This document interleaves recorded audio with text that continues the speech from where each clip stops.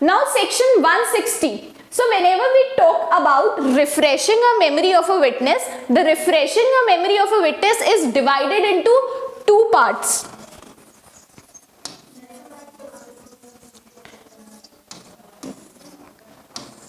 Present recollection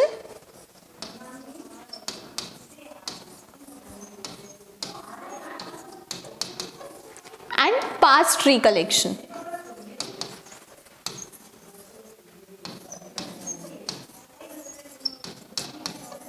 So whenever we talk about present recollection means a witness who is unable to recall whatever happened, but if he referred to a writing which was previously made by him at the time of transaction, he can easily recall that incident. But in the past recollection, witness does not even able to recall even after referring to the writing which was made by him. So in this case, he relied completely upon that writing because he is sure that the writing is correct. So 159 deals with present recollection. That means witness, though he is not able to recollect the memory at that point of time, but if he refers to a document, then the incidents becomes refreshed in his mind. But when we talk about past recollection, that is section 160, then in such case witness is not even able to recollect the event even after referring to the writing. So section 160 states that a witness may also testify as to the facts which are mentioned in the document, as is mentioned in section 169, although he has no specific recollection of the fact.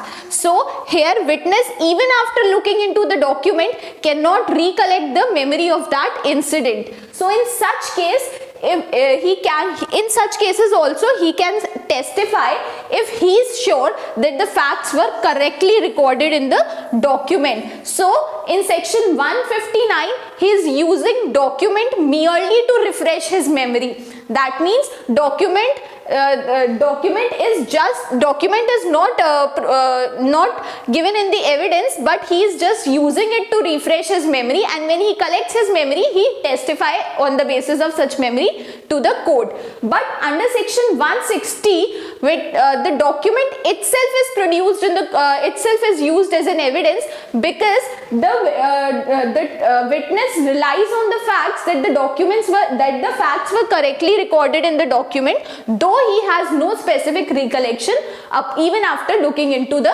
document.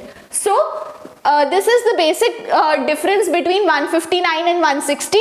In section 160, even a witness does not have specific recollection of fact, then also he can refer to a document if he is sure that the entries were correctly recorded in the document at the time of transaction.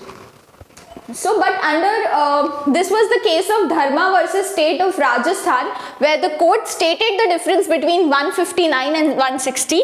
The court stated that under section 159, witness refresh his memory by looking at the document and gives his evidence in an ordinary way, but the document itself is not used in the evidence. However, when we talk about section 160, witness, his memory is not refreshed, and although he has no specific recollection of facts, he guarantees that the paper contains a true record of the facts, and therefore document itself is put forward as a evidence in a court of law.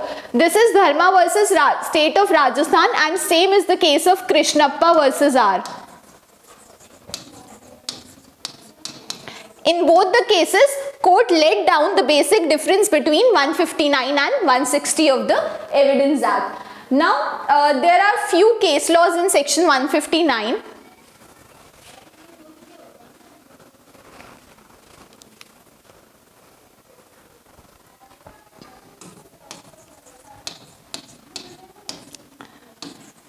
Banwari Lal versus Mahesh.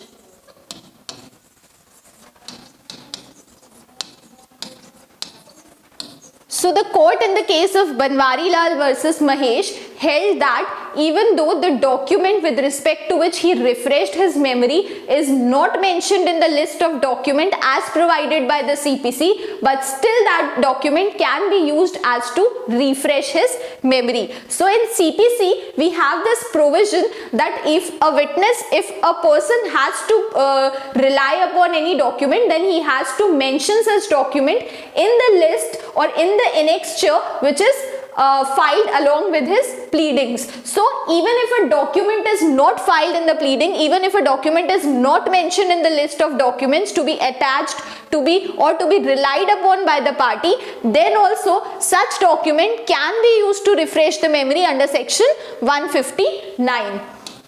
So even if document is not mentioned in the list,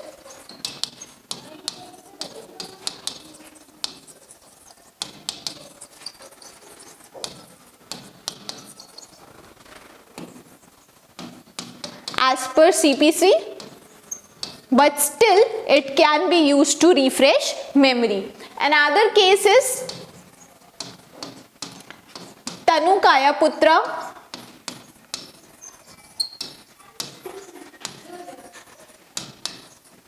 versus state.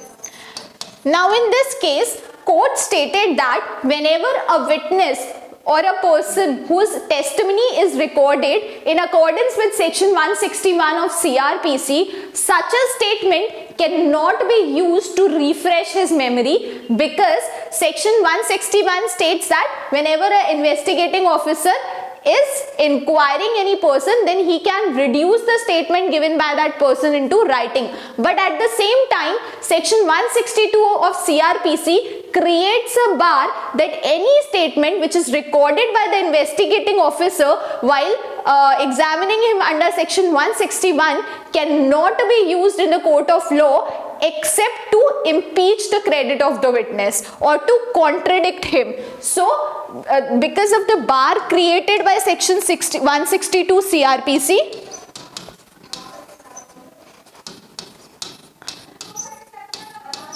any testimony or any statement which is recorded by virtue of 161 CRPC cannot be used to refresh the memory of the witness.